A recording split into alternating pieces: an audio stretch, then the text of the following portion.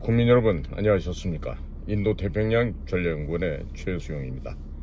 오늘도 저희 방송을 애청하시는 대한민국의 국민 여러분, 또 해외에 계시는 동포 여러분 한 분 한 분께 감사의 인사를 전해 올립니다. 지금 북한에서 매우 중요한 메시지가 전달이 되었습니다. 지금 굉장히 북이 내부적으로 균열 정도가 아니라 지금 하루 앞도 내다볼 수 없을 만큼 지금 절망의 그런 지역으로 추락해 버리고 말았습니다. 지금 트럼프 미국 대통령과 북의 김정은 돼지 한 마리가 지금 무슨 빅딜을 한다, 협상을 한다 하면서 지금 아마 모종의 접촉을 지금 하고 있는 것 같습니다. 그런데 중요한 것은요, 지금 청진에 지금 러시아 기술진들과 러시아 설계도면을 가져다 놓고 지금 핵 추진, 핵 잠수함을 지금 건조하고 있습니다. 통상적으로 잠수함과 같은 무기들은요, 심포라는 지역이 있어요. 심포, 함경도 심포. 과거 1998년에서 2000년까지 북이 흡수한 아이, 서훈이라는 아이가 그 심포에 나가서 캐도 한반도 에너지 기구 쪽에서 미국, 일본 직원들과 함께 근무를 했던 것이 바로 심포인데요. 그 심포에 잠수함 제조 창이 있습니다. 거기서 잠수함을 만들고 이렇게 하죠. 그런데 지금 미국에서는요, 북한 아이들이 지금 러시아의 기술을 가져다가 핵 잠수함을 만든다 어쩐다 이러고 있는데, 그런 것을 전혀 지금 미국에서는 별로 관심조차 보이고 있지 않습니다. 왜 그런가 봤더니 태평양상에 배치되어 있는 미제 7함대의 위력이 어떠한 종류의 해저 밑에서, 즉 잠수함을 이용한 여러 가지 도발이나 비밀 작전 같은 것들이 그냥 손바닥 보듯이 미국이 보고 있기 때문에 아무런 염려할, 걱정할 근심거리가 안 된다는 것입니다. 그러니까 무슨 러시아 기술과 러시아 각종 첨단 장비를 실어서 뭘 한다 하더라도 전부 다 고양이 앞에 쥐란 얘기죠. 자, 그러나 미국도 염려가 되는 것은 대륙간 탄도미사일 ICBM입니다. 그러니까 북쪽 애들이 지금 ICBM만 없애버리고 파기시켜버리고 좀 해주십시오라고 하면은 미국의 지금 트럼프 정부에서 몇몇 가지는 지금 제재를 풀어줄 수도 있는 상태예요. 이러한 내용을 지금 중재하는 것은 무슨 러시아나 중국 가서 북한 애들이 미국 사람 만나고 이런 게 아니고요. 주평양에 있는 스웨덴 대사관이 북한 입장을 대변해서 지금 미국에게 전달을 하고, 또 미국의 의견을 전달받은 주평양 스웨덴 대사관 직원들이 미국의 메시지를 가져다가 북한에 전달하는 이러한 중간의 점이지대 역할, 즉 부분집합 역할 같은 것을 지금 스웨덴 사람들이 해주고 있는 것입니다. 지금 현재 미국의 기본 방침은 러우 전쟁에 쓸데없이 참여해서 계속 전장에 머물고 있는 북한 아이들의 존재가 참으로 머리가 아픈 존재입니다. 따라서 러우 간의 전쟁이 빨리 종결되어지고, 그리고 종결 직후에 거기에 남아서 건설 인력으로 이렇게 스위치돼서 러시아의 무너진 건물들을 짓고 교량을 복구하고 이런 거 하는데 북쪽 애들이 이제 산업 일꾼의 역할을 한다. 결국 뭐냐면 임금을 팔아서 돈을 벌어오겠다는 얘기인데요. 지금도 보니까 이번에 러시아 우크라이나 전쟁에 북쪽 군인들이 가서 벌어들인 현찰이 몇 푼 안 됩니다. 대신에 평양 상공에 SM-300인가 하는 러시아제 방공망, 우리로 말하면 페이트리어트나 아니면 사드나 이런 역할을 할 수 있는 그런 대공 방공망인데요. 그걸 한 3개 정도 포대를 들여오고 기술을 받아오고 하다 보니까 별반 그 현금으로 받아올 수 있는 게 없다 그럽니다. 그러다 보니까 지금 북쪽 애들은 아주 지금 속이 타요. 그래서 스웨덴 대사관을 통해서 비공개 접촉을 시도하고 있고, 앞으로 공개적인 접촉을 한다 그러면 그 엉덩이 뿔난 계집이 하나 있어요. 최선희라고. 그 네 가지가 결여되어 있는 그 최선희가 직접 얼굴을 들이밀고 나올 수가 있겠죠. 자, 지금 북쪽 아이들은 일본과의 접촉을 통해서 어떻게 해서든지 지금 일본 제국주의 시절에 있었던 침략에 대한 보상금, 이런 걸 갖다가 이제 받아내려고 지금 애를 쓰고 있는 거죠. 그러니까 평양을 지키기 위한 방공망 S-300에 이 3개 포대를 가져왔는데, 그 정도 갖고는 평양을 완벽하게 지켜낼 수가 없습니다. 지금 S-400이라든지 보다 좀 developed 돼 있는 거, 보다 더 advanced 돼 있는 S-400 저 방공 시스템을 데리고 와야 되는데, 아직 S-400은 가져오지 못하고 구형인 S-300만 지금 갖다 놓았다 하는 것이죠.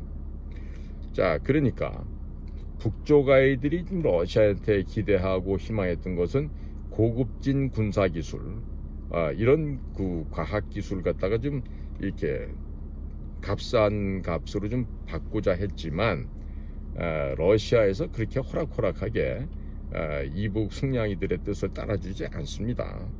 자, 그러니까 지금 그런 북쪽 애들이 갖지 못한 미보유 상태의 첨단 무기들을 지금 기술을 도입하려고 하는데, 러시아가 바보입니까?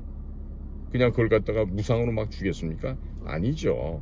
러시아도 지금 배고픕니다. 러시아도 지금 긴축을 해야 돼요. 어려운 상태란 말이죠. 왜? 전쟁을 이렇게 오래 갈 거로 생각 못 했던 거죠.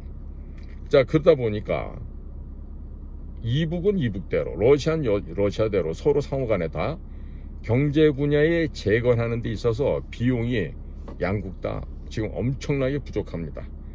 자, 부족하기 때문에 결국 북쪽이 바라는 것은 그들이 그동안 불법으로 납치해 왔던 일본 사람들의 목숨값을 핑계로 지금 그들을 풀어줘서 지금 일본으로부터 무슨 뭐 전쟁 배상금이다, 무슨 뭐 전쟁 사죄금이다, 이런 형식으로 돈을 뜯어내려고 하는 것이죠. 그러니까 미국하고의 데탕트, 미국과의 어떤 관계를 개선하는데, 그걸 하면서 미국의 주평양 대표부를 설치하는 것도 지금 검토가 되려면, 지금 일본과의 관계에 있어서 이 문제가 우선 선제적으로 잘 해결이 되어야 됩니다. 자, 그래서 지금 일본의 이시바 총리가 부임하자마자 북일 공동연락사무소를 평양에도 설치하고 하고자 했지만, 그 일본 납북자 가족연대라는 그런 모임이 있어요. 거기에 대략의 사람을 모아서 하면 한 1000만 명 정도 된다 그럽니다. 그러니까 그 회원들 한 1000만 명 되는 숫자가요, 정부 시책에 대해서 반대하고 길거리에 쏟아져 나와가지고 이제 데모를 하게 되면 심각한 사회 혼란이 되겠죠. 자, 그래서 이와 같은 북한과 일본과 북한 간의 어떤 국교를 정상화시키고자 한다라면 아직도 하세월입니다. 한참 멀은 얘기입니다. 지금 일본 납북자 가족회 같은 경우는요, 지금 이가 갈리지 않겠습니까? 생떼 같은 자식을 갖다가 강제로 납치해서 북에 끌려가서 죽고 지금 살아있는 사람도 지금 몇 명 안 되는데, 그 사람들을 지금 목숨값을 가지고 일본한테 지금 돈을 뜯으려고 그래요. 이게 사람들이 아니죠. 그러니까 이렇게나 이 사악한 집단이 북한이라는 거예요. 그래서 지금 최근에 아마 일본 대표단들이 아마 여러 계층들이 구성이 돼서 미국에 갔는데, 거기서 아마 그 재무성에 The Office of Terrorism and Financial Intelligence라고 하는 지금 뭡니까?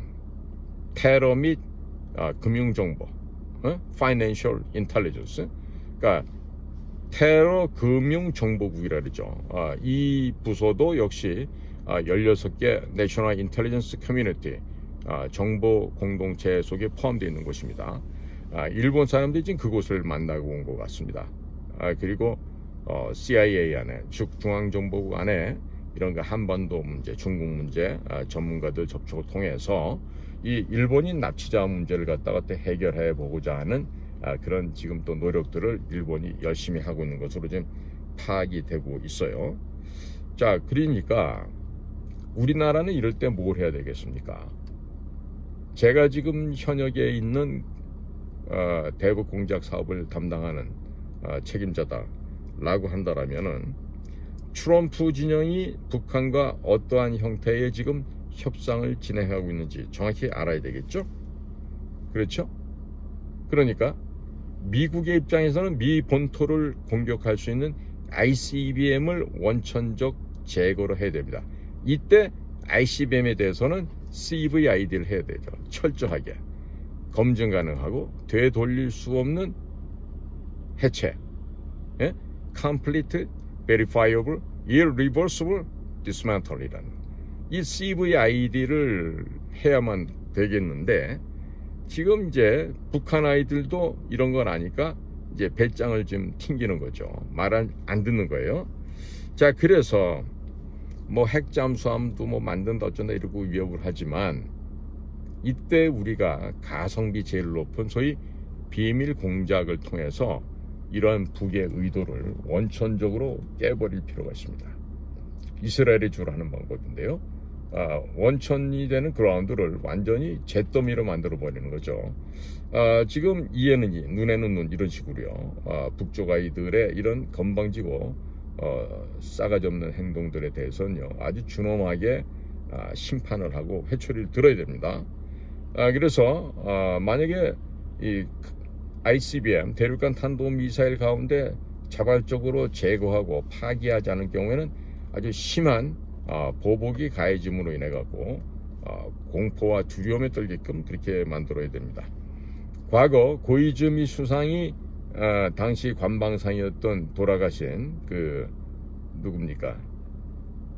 아베 신조, 그분하고 같이 평양을 2002년도인가요? 초반에 갔다가 결국 일본 납치자 문제를 해결을 못했죠. 북한도 실패했고 일본도 실패를 했습니다. 자, 이런 일을 되돌아볼 때 지금 일본이 직면하고 있는 북한과의 이 딜레마를 어떻게 해결하냐가 굉장히 중요합니다.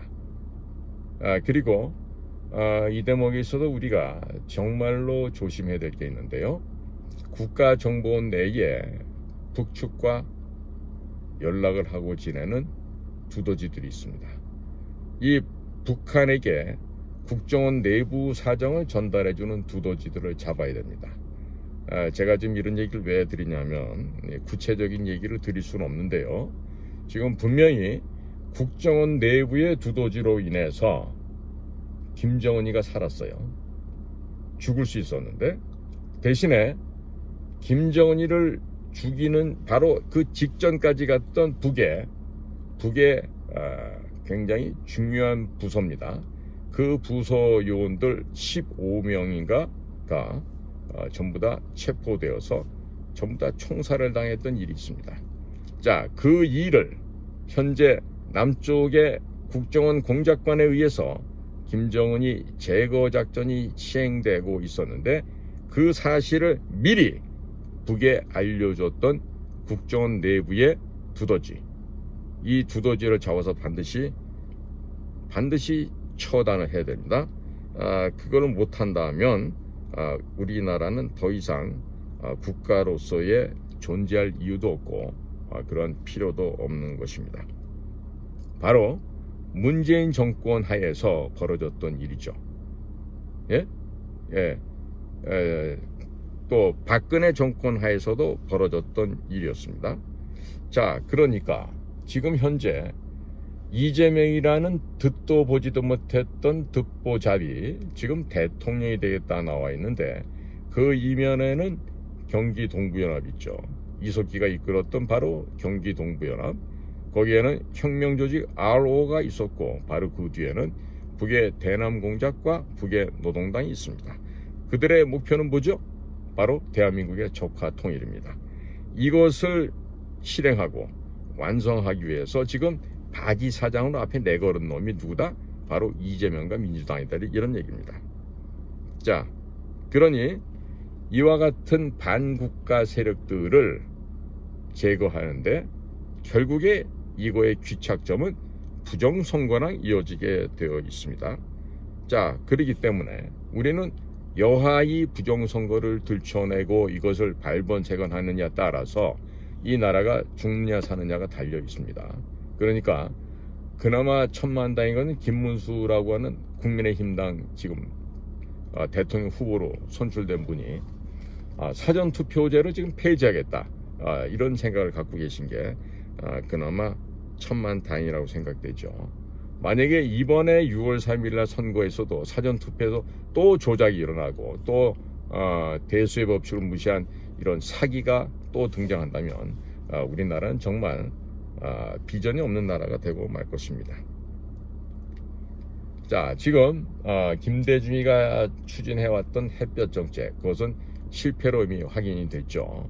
그리고 북에 있는 주요 핵심 간부들도 그 김대중이가 추진하고자 했던 햇볕 정책으로 인해서 북한의 상당한 지역이 오염이 되었다, 이렇게 지금 평가를 하고 있습니다. 자, 그래서 말인데요, 지금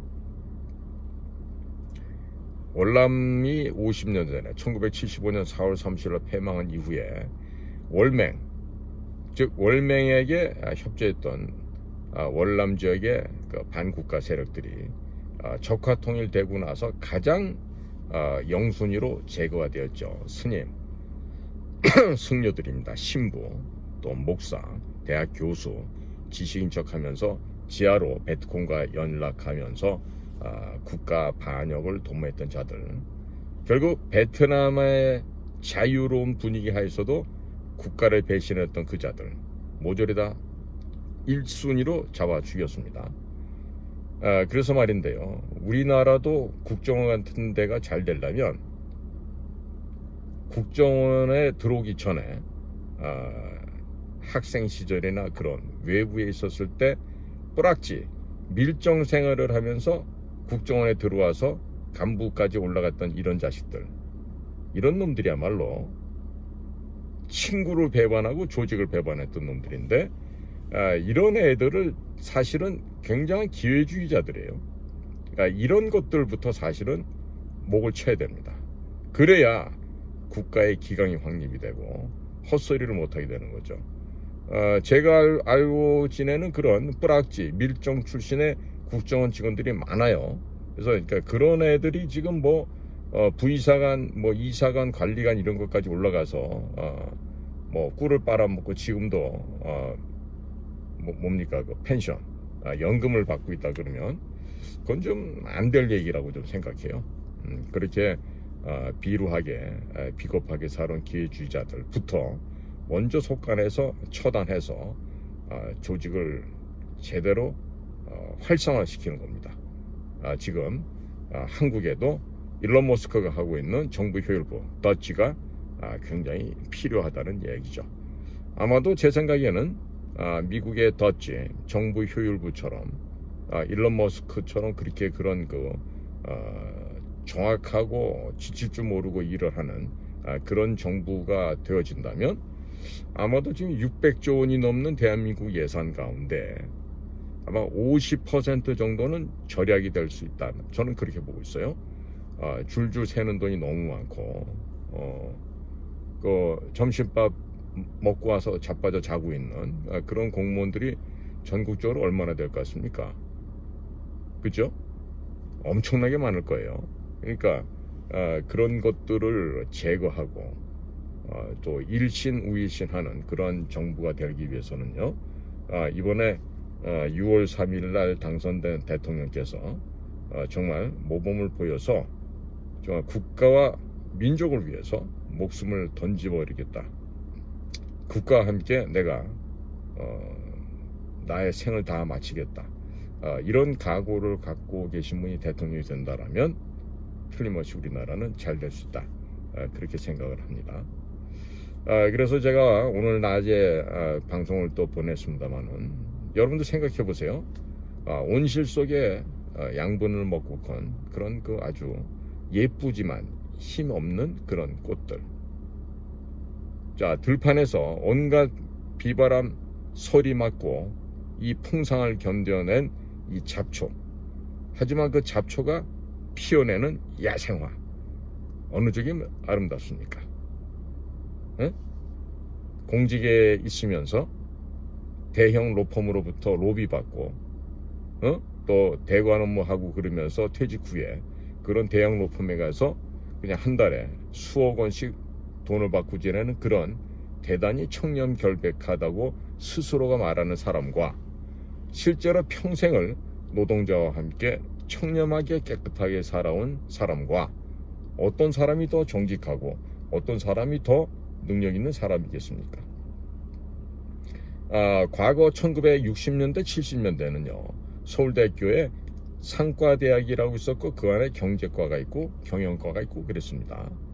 그러니까 총리를 한 한시성을 가지신 분은 서울대학교 상대 경제학과를 나오신 분이고 거기서 공부도 열심히 잘했고 행정고시를 봐서 공인의 길을 걸었던 사람. 한 사람은 경영학과를 입학해서 나보다 약하고 나보다 못 살고 가난하고 헐벗은 그런 불쌍한 사람들을 위해서 내가 평생을 살아야 되겠다 하면서 그 노동자들과 삶을 같이 했던 그런 사람의 모습. 그러다 보니까 공직의 길을 걸었던 사람은 경기여고 나오고 서울대학교 미술대학을 나온 또 재혼을 만나서 결혼을 하고 노동자와 함께 했던 김문수라는 사람은 그 노동 현장에서 자기 자신에게 피신의 공간도 제공해주고 했던 같은 동료 노동자 여인을 만나서 결혼하게 되죠. 똑같은 서울대학교를 들어갔어도 이렇게 판이하게 다른 인생의 길을 걸었던 두 사람입니다. 국민 여러분들은 과연 어떠한 사람을 어떠한 분을 앞으로 우리나라 대통령이 되어 주십시오 라고 여론조사를 할 경우에 여러분들은 어떤 사람을 지지하겠습니까? 제가 자주 말을 했습니다. 여자들이 어떤 여자든지 보고 본인이 대통령에 나올 수 있을지 없을지를 고민해야 된다. 즉 일례로 뭐 김정숙이라든지 권양숙이라든지 이런 여인들 이름을 아직도 기억하시죠? 결국 노무현도 부인을 잘못 둬서 뇌물을 받아먹고 하다가 스스로 자살했는지 자살을 당했는지 황천길을 떠났습니다. 지금 문재인 경우도 보면은요 국정원의 그 특활비, 특별활동비라는 게 있는데 그것도 신권으로 가고 하는 돈인데 그 공작비예요. 비밀 공작 사업하라고 주는 돈인데 그걸로 김정숙이라는 여인이 머리에서 발끝까지 이때는 머리라고 하면 안 되는데 사실 대가리에서부터 이렇게 얘기를 해야 되는데 그렇게 해서 발끝까지 깔맞춤한다고 보석에다 폐물에다 뿌렸지 팔찌 목걸이 반지 뭐 발찌 거기다가 신발까지 거기다가 제일 비싸다고 하는 핸드백 이렇게 해가지고 깔맞춤하면 보통 통상 외국의 유명 브랜드라면 한 벌 하면 보통 1억 원 이상이 든다 그래요. 그러면 우리 옷이 180여 벌이라니까 그 한 벌당 1억 원씩 해서 제가 말씀드리는 건 신발 가방 다 총 세트로 말하는 거예요. 그럼 평균 잡아서 1억 원씩 잡으면 옷이 180벌을 새로 맞췄다. 그럼 최소한 또 180억을 썼다는 얘기네요. 그죠? 그러니까 이런 걸 보더라도 여자들의 수준이 안 되면 남자들이 될 수가 없어요. 과거 보세요. 똑같이 서울법대 나왔던 사람 이유창, 이인재 있었죠. 하나는 경기고 서울법대, 하나는 경복고등학교 서울법대예요. 다 법조인의 길을 걸었어. 그런데 그분들이 대통령에 출마한다고 했을 때 비춰지는 게 있죠. 누굴 비춰? 와이프, 부인을 비추잖아. 딱 보니까 국민들이 보시기에 저런 여자가 영부인 안 돼. 절대로 안 돼. 뭐 서울대 하랍이라도 안 돼. 이렇게 되는 거예요. 그게 국민들의 정서고 그게 일반적으로 가질 수 있는 감정이에요. 자, 한덕수 씨 와이프 서울대학교 나왔대. 굉장하지. 뭐 화가도 하고 뭐 작품도 많이 그렸고 뭐 전시회도 많이 했고 굉장히 상류사에 계신 분이시죠. 그런데 김문수 후보 부인께서는 고졸이야. 대학교 문턱에도 못 갔어. 왜? 공장이 공순위를 하다 보니까 대학 갈 기회를 놓친 거죠. 그리고 그 도망다니던 그 말썽꾸러기 김문수를 만나서 이제 결혼도 하고 이러면서 이제 결국 배움의 기회도 뭐 놓쳐버리셨겠지. 그러나 사람을 평가하는 기준은요, 대학을 나오고 안 나오고 중요한 게 아닙니다. 아니 고등학교만 나온 노무현이도 대통령이 됐는데 그때 노무현한테 진 사람이 누구예요? 이해창 씨 아니야. 서울법대 나온 감사원장, 국무총리, 뭐 대법, 아이고 뭐 그 경력을 대면은 뭐 노무현이 같은 거하고 어떻게 비교가 돼요? 비교 상대가 안 되죠. 그런데도 국민들로부터 표를 못 받았어요. 물론 그때부터 부정선거도 있었지만 어쨌든 졌어요. 그런데 근본적으로 표차에서 진 것보다 저는 이해창 선생이 보다도 그 인간의 향기가 피어나는 그런 모습이 국민들께 비춰졌더라면 또 그와 같이 살고 있는 그 여인 이해창 씨 부인께서 정말 현숙한 우리 유경수 여사 같은 모습, 그런 모습이었다라면 아마 이인재도 대통령이 될 수 있었을 거고 이해창도 될 수 있었을 거예요. 그 결국 같이 살고 있는 여인의 모습이 뭐라 그럴까, 일반 보통 국민들에게 거부감을 준다. 이렇게 되면은 말짱 꽝이에요. 안 된다고. 그런데 왠지 모르게 저분의 부인께서는 참 인간적이셔. 정말 가까이 하고 싶네. 이렇게 되면 거기가 이기는 거야. 네? 자, 그러니까 이번에 국민 여러분들께서는요, 지금 언론은 그 언론 재벌들에 의해서 움직이는 종놈들이에요. 우리나라 언론은 그 객관적인 걸 지향하는 언론사가 없어요. 그러니까 걔네들이 하는 말을 그게 진리라고 믿었다면 큰일 납니다. 그러니까 지금 언론사 그 뒤엔 또 누가 있어? 재벌 있잖아. 또 다른 재벌. 그 사이에는 대형 로펌이 끼어들어갖고 심부름하면서 조율을 하고 그렇게 해서 자기들이 만지기 좋은 내각 책임제로 좀 가기 위해서 한덕수라는 사람을 내세운 거란 말이에요. 그러면 한덕수 씨 얘기대로 3년 하면은 다 조율되고 헌법도 개정되고 할까? 지금 같은 이런 개판인데 뭔 수로 할 거예요? 그러니까 한덕수 총리는 부정선거를 할 수 없게끔 사전투표 제도를 행정명령으로 없애버리고 그리고 거기서 새로운 걸 갖다가 만들어낼 생각을 하지 말고 기존 제도를 잘 다스리고 불필요하고 해서는 안 될 사항들을 갖다가 행정명령으로 막아서 선거를 깨끗하게 하는 것만 해도 국부로 추앙받을 수 있는 그런 입장이었어요. 그런데 왜 대통령이 되고자 할까?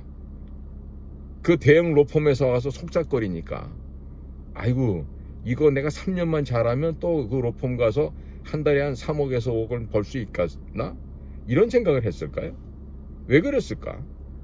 한마디로 내가 보기에는 대부분의 대한민국의 공직의 길을 걷고 있는 행시, 외시, 사법시험 이런 거를 지나간 아이들의 생각 속에는요, 모든 가치 기준이 뭡니까? 돈 아니면 승진이에요. 네? 돈 아니면 진급이라고. 그러니까 얘네들이 국민을 위해서, 국가를 위해서 일을 하는 애들이 아니야. 누굴 위해서 해? 나 자신을 위해서 일을 하는 애들이야. 그러니까 정권이 바뀌잖아요? 그러면 들어눕는 거야. 바람이 안 불어오는데도 이미 들어누워 있어. 그렇게 하면서 오직 출세를 갈망하는 그러한 비겁하고 용렬하고 가증스러운 비루한 삶을 살아왔던 애들이 다 국가 공직에 장차관이 되어 있는 거지, 현재는. 그러니 그 가운데 어떤 놈이 국가를 위해서, 국민을 위해서 희생을 해, 헌신을 해, 개나 갖다 줘라, 이런 소리 하겠죠. 그러니까 우리 국민들은요, 겉으로 포장된 뭐 유능하고 뭐 어디 대사했고 무슨 장관했고 이런 자가 국가의 지도자가 될 수가 없어요. 특히나 여러분도 속지 말아야 될 게 그 학벌이라는 거 있죠. 서울대학교 나오면 그 사람이 훌륭할 것 같습니까? 천만에. 개만도 못한 새끼 제일 많은 데가 서울대학교예요. 응? 역사를 모르는 짐승보다 못한 것들이 서울대학에 제일 많아. 내가 늘 얘기하잖아. 사람과 짐승을 구분하는 기준은 뭐다? 역사를 아느냐 모르냐다. 그 역사도 모르는 것들이 사지선 다 찍어갖고 고시 붙었어. 그것들이 사람 구실 하겠어요? 응? 행시, 외시, 사시 붙은 이런 애들이 사람 구실 하겠냐고. 응? 그러니까 현장에서 잔뼈가 굵고 현장의 노동자들과 울고 웃고 부딪혔던 김문수를 선택하시는 게 여러분들한테 필요한 올바른 선관이다. 바른 판단이다. 올바른 변별이다. 분별이다라고 제가 이야기를 해드리니까 잘 좀 참고들 해보시기 바랍니다. 자, 늦었습니다. 다들 편안한 밤 되시기를 기원합니다. 안녕히 계십시오. 인도태평양 전략연구원 최수임입니다.